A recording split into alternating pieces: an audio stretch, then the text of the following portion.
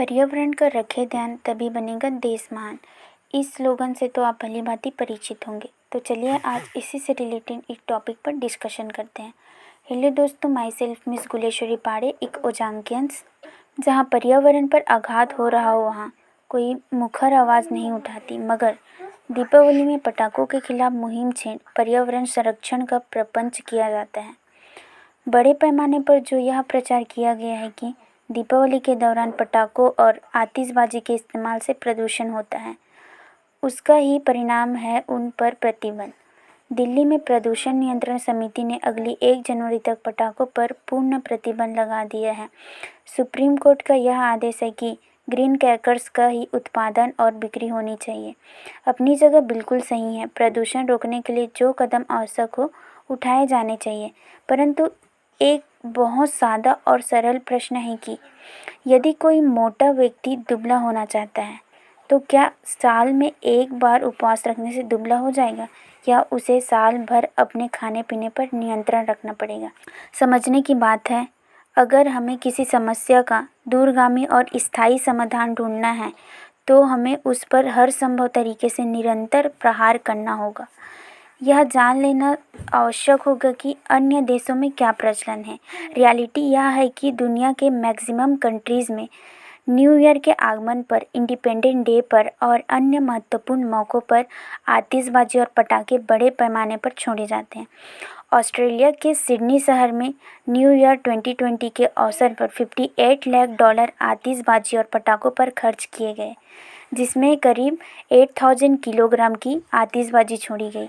America के Disney मनोरंजन स्थल में प्रतिवर्ष करीब $5 करोड़ की आतिशबाजी जलाई जाती है और करीब 40,000 किलोग्राम पटाखे छोड़े जाते हैं।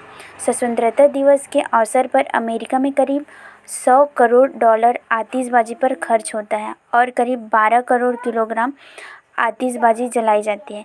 कहने का तात्पर्य यह है कि वेस्टर्न कंट्रीज़ में खुशी के मौके पर आतिशबाजी और पटाखे दिल खोल कर छोड़े जाते हैं, परंतु वहाँ की सरकार और जनता पर्यावरण का पूरे साल ख्याल रखते हैं। सड़कें साफ़ होती हैं, नदियों का पानी निर्मल दिखता है, आप जहाँ तहाँ कचरा नहीं फेंक सकते और जंगल भी हरे भरे हैं। अपने देश में क्या होता है यह भी जान लीजिए। हमारी सबसे पवित्र नदी गंगा के अस्तित्व पर खतरा मंडरा रहा है। गंगा के किनारे हर प्रकार की फैक्ट्रियाँ लगी हुई है। कपड़े की, दवाई बनाने की, सीमेंट उत्पादन की, रासायनिक पदार्थों की, बिजली के उपकरण बनाने की, शीशा, कागज़, चमड़ा और पेट्रोलियम इत्यादि की। एक आकलन के अनुसार इस फैक्ट्री से लगभग 300 करोड़ लीटर गंदगी रोज़ गंगा में गिरती है। नतीजा यह है कि गंगा का पानी अशुद्ध होता जा रहा है। सरकार गंगा एक्शन प्लान द्वारा नदी को गंदगी से बचाने की कोशिश कर रही है, परंतु ऐसा लगता है कि गंदगी का महिषासुर जीत रहा है। एक और उदाहरण देना रिलेवेंट होगा। हर पढ़े लिखे भारतीय के पास आजकल स्मार्टफोन है और एक औसत भारतीय व्हाट्सएप का दीवाना है। सरकारी आंकड़ों के अनुसार भारत में इस समय 53 करोड़ लोग व्हाट्सएप का इस्तेमाल कर रहे हैं। एक छोटा सा संदेश करीब 4 ग्राम का कार्बन फुटप्रिंट देता है। अगर आप इसके साथ कुछ संलग्न भी भेजते हैं तो यह आंकड़ा बढ़कर 50 ग्राम कार्बन का हो जाता है। उदाहरण के लिए मान लिया जाए कि एक संदेश से केवल 20 ग्राम कार्बन का फुटप्रिंट होगा। हम भारतीय करीब 400 करोड़ संदेश रोज भेज रहे हैं।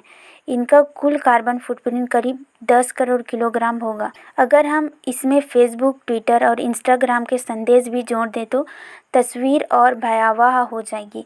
भारत में 41 करोड़ लोग फेसबुक पर हैं, 1.75 करोड़ ट्विटर पर हैं और 21 करोड़ इंस्टाग्राम पर हैं। इससे आप सहज ही अनुमान लगा सकते हैं। ऐसा तमाम प्रश्न उठाए जा सकते हैं। आजकल बहुत से स्कूल और कॉलेज पूरी तरह से वातानुकूलित है। इनमें पढ़ने वाले बच्चे देश के गांव में तो कभी कोई काम नहीं करेंगे। घर से बाहर निकलते ही उन्हें गर्मी या सर्दी सताने लगेगी।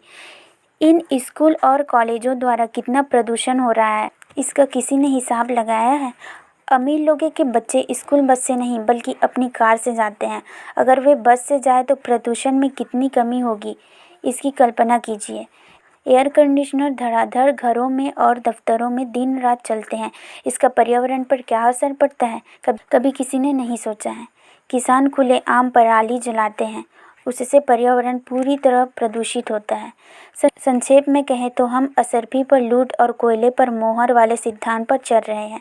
यानी जहाँ पर्यावरण के प्राण हरे जा रहे हैं वहाँ तो कोई आवाज़ नहीं उठाती, परंतु दीपावली में पटाखे और आतिशबाजी छोड़ने के खिलाफ मुहिम चलाकर हम समझते हैं कि हमने पर्यावरण के प्रति अपनी जिम्मेदारी निभा दी। कुछ लोग कहते हैं कि हमारी धार्मिक भावनाओं पर आघात करने का एक षड्यंत्र चल रहा है। पता नहीं यह बात सही है या एक भ्रामक प्रचार है, परंतु हमें अपने जीवन में संतुलन लाने की आवश्यकता है। पर्यावरण को हमें बचाना है। इसके लिए जहाँ पर्यावरण पर आघात हो रहा है वहाँ उस पर अंकुश लगाने की ज़रूरत है। जहाँ तक पटाखा का सवाल है वहाँ ऐसे बनाए जाएं जिससे प्रदूषण ना हो, और यदि हो तो न्यूनतम हो। उन्हें छोड़ने का दिन, समय और स्थल भी निर्धारित किया जा सकता। आपने न्यूटन का सिद्धांत तो पढ़ा ही होगा, for every action has a reaction. आप नेचर के साथ जैसा करोगे वैसा आपको रिटर्न में मिलेगा। आज जितने भी natural disaster, flood, landslide, cyclone, ये सब क्यों हो रहा है? क्या रीजन्स है इसके पीछे? Just think about it. चलिए आपको एक स्टोरी बताती हूँ। मैंने एक चिड़िया पाली, एक दिन वो उड़ गई। फिर मैंने एक गिलहरी पाली, एक दिन वो भी चली गई। फिर मैंने एक दिन एक पेड़ लगाया, दोनों वापस आ गए। आज इन्वायरमेंटल क्राइसिस एक बिगेस्ट इशू बनते जा रहा है। इस पर विमर्श करना बहुत ही इम्पोर्टेंट है।